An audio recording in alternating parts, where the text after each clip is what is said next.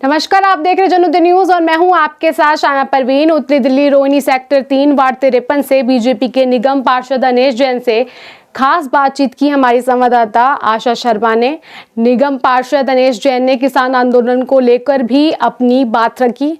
देखिए हमारी संवाददाता की ये खास रिपोर्ट। नमस्कार, आप देख रहे हैं जनउदय न्यूज़ और मैं हूं आपके साथ आशा शर्मा। दर्शकों, आज मैं पहुंची हूं सेक्टर 3 रोहिणी के अंदर, जहां पे सरोज बाला जैन निगम पार्षद और अनेश कुमार जैन जी का ऑफिस है उसके अंदर। तो उनसे एक खास मुलाकात करेंगे और करेंगे बात कुछ मुद्दों के ऊपर जो अभी रिसेंटली जो है वो देश में चल रहे हैं। नमस्कार जैन साहब। नमस्कार। अनेश जी, सबसे पहले तो मैं ये जान अनेश जी कि अभी कुछ दिन पहले जो आम आदमी पार्टी के कार्यकर्ता थे उन्होंने जो है वो 2500 करोड़ की राशि की जो है वो मांग की। वही देखने में ये मिला कि बीजेपी के कार्यकर्ताओं ने भी अनशन रखा था 13,000 करोड़ का। वो क्या मामला था? देखिए, एक कहावत है, खिसियानी बिल्ली खंबा नोचे जी। 13,000 समथिंग करोड़ रुपए दिल्ली नगर निगम का बकाया पैसा दिल्ली सरकार की तरफ बनता है। दिल्ली सरकार ने दिल्ली नगर निगम का 13,000 समथिंग करोड़ रुपया देना है। और आपको पता है कि दिल्ली नगर निगम की आर्थिक स्थिति पिछले दिनों डे बाई डे बहुत खराब हो गई है, क्योंकि विभिन्न मदों में हमने सरकार से पैसा लेना है, लेकिन सरकार पैसा दे नहीं रही है। 6-6, 7-7 महीने से हमारे कर्मचारी बिना तनख्वाह के काम कर रहे हैं। हमारे ठेकेदार जो हमारे विकास कार्यों को करते हैं 4-4 साल से उनकी, 5-5 साल से उनकी पेमेंट नहीं हो रही है। दैनिक खर्चों के लिए भी दिल्ली नगर निगम मोहताज हो गया है।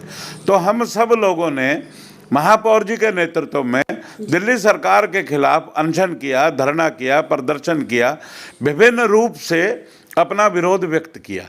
अब जब उन्होंने ये देखा कि पूरी दिल्ली तुम्हारे खिलाफ हो गई है, तो उन्होंने, मुद्दा उनके पास था नहीं, क्योंकि झूठे और चोर और मक्कार आदमी के पास तो कोई मुद्दा होता नहीं। जिसकी खेती ही झूठ पे आधारित हो तो फल तो कुछ आएगा नहीं। उन्होंने एक 2500 करोड़ रुपया, 2400 करोड़ रुपए का नया शगुफा छोड़ा।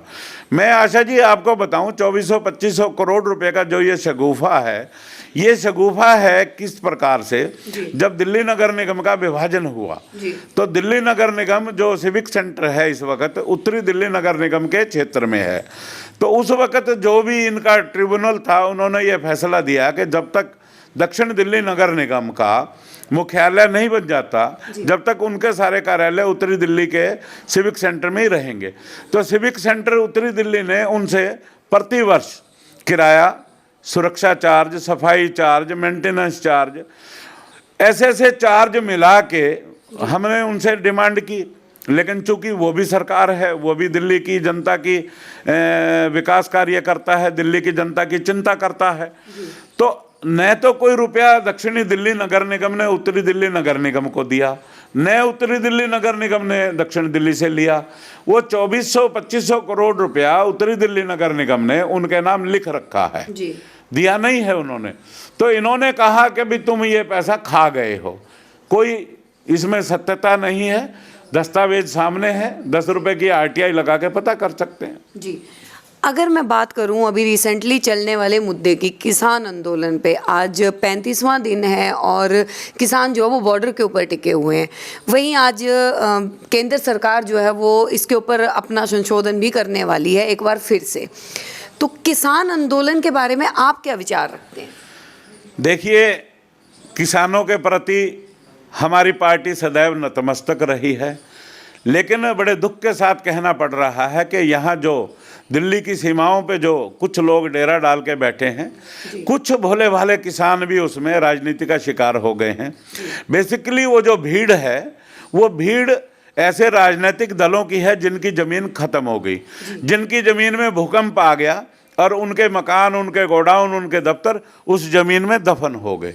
अब उनके सामने कोई चारा नहीं है। उन्होंने किसानों के नाम पे राजनीति करी है।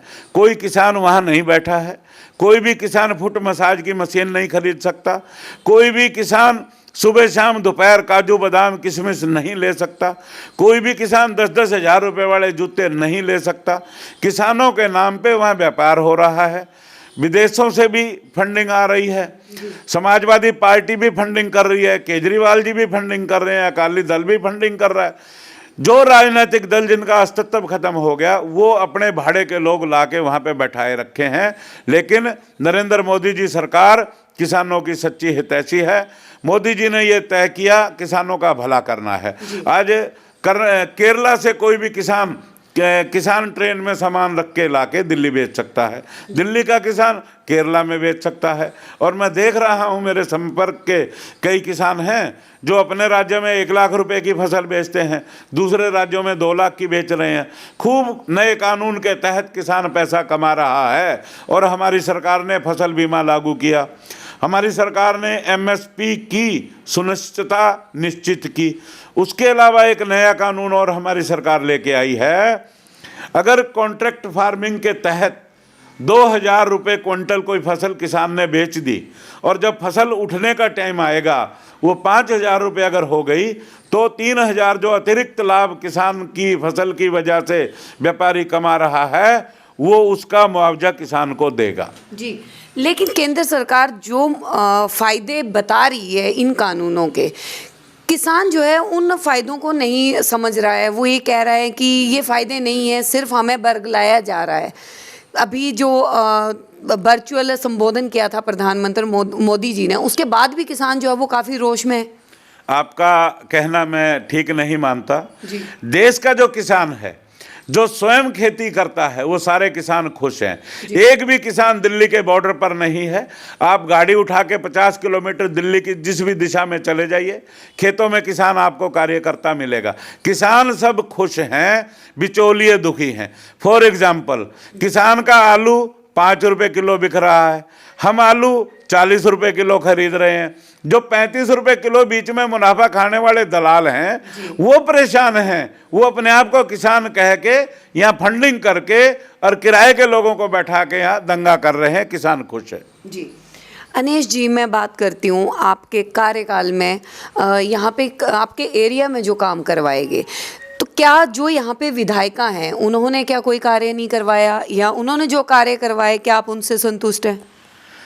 संतुष्ट शब्द बहुत बड़ा शब्द है। विधायिका जी ने जो यहाँ पर उपलब्धि विधायिका जी की रही है वो मैं आपको बताता हूँ। सारे वार्ड के फुटपाथ टूटे पड़े हैं, सारे वार्ड के नाले टूटे पड़े हैं।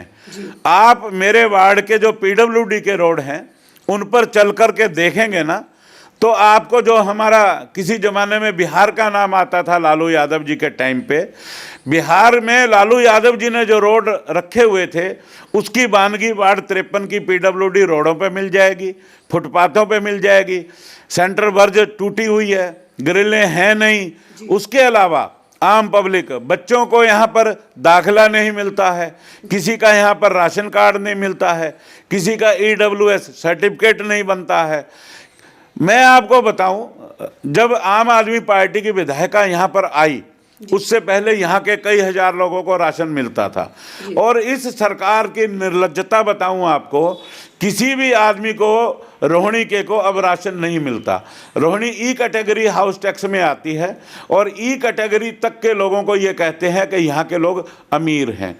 मैं जन उदय चैनल के माध्यम से देश के सभी नागरिकों को आने वाले नव वर्ष की बधाई देता हूं और परमपिता परमात्मा के चरणों में ये विनती करता हूं, 2020 तो जैसे तैसे निमट गया। बहुत घरों के चिराग वो बुझ गए, बहुत घरों के कमाने वाले वो मौत के साए में चले गए।